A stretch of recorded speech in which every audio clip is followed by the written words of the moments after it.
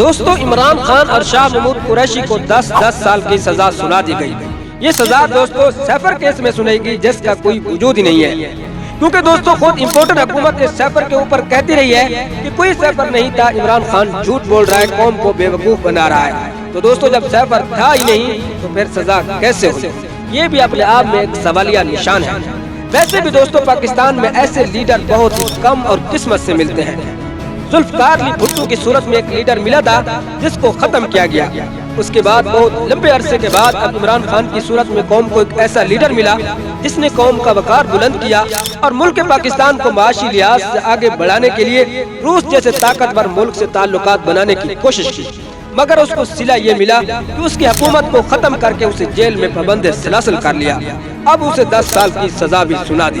دوستو جب جج عمران خان کو 10 سال کی سزا سنا رہا تھا تو عمران خان صدر صدام کی طرح مسکراتے رہے۔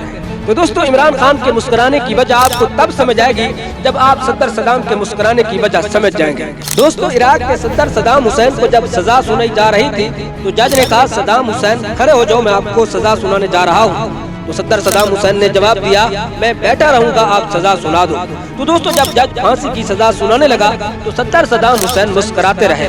تو دوستو صدر صدام کے مسکرانے کی وجہ یہ نہیں تھی کہ وہ اپنی پھانسی پر خوش ہو رہے تھے، بلکہ صدر صدام حسین کی مسکراہٹ اپنے مخالفین کو پیغام تھا کہ اگر آپ یہ سمجھ رہے ہیں کہ مجھے اپنی پھانسی کی سزا پر کوئی افسوس ہے تو ایسا کچھ بھی نہیں، بلکہ میں آپ کی بزدلی پر ہنس رہا ہوں، یعنی میرے مرنے کے بعد جو آپ کا حال ہوگا میں اسی پر ہنس رہا ہوں۔ دوستو سچ میں بعد میں ایسا ہی ہوا ہے عراق کے ساتھ، کیونکہ صدر صدام کو پھانسی دینے کے بعد امریکہ نے اپنے امپورٹنٹ نمائندوں کے ذریعے عراق کو اپنے قبضے میں لے لیا، یعنی عراق پر مکمل کنٹرول حاصل کر لیا۔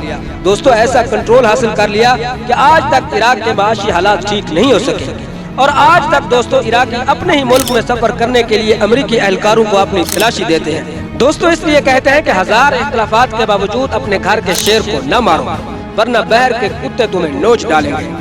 دوستو اب مجھے امید ہے کہ آپ کو عمران خان کے مسکرانے کی وجہ بھی سمجھ آ گئی ہوگی۔ جو کچھ مشہور زمانہ سیاسی قیدی نیلسن منڈیلا کے ساتھ ہوتا رہا، کیا آج کے موجودہ سیاسی قیدی عمران خان کے ساتھ بھی وہی ہو رہا ہے؟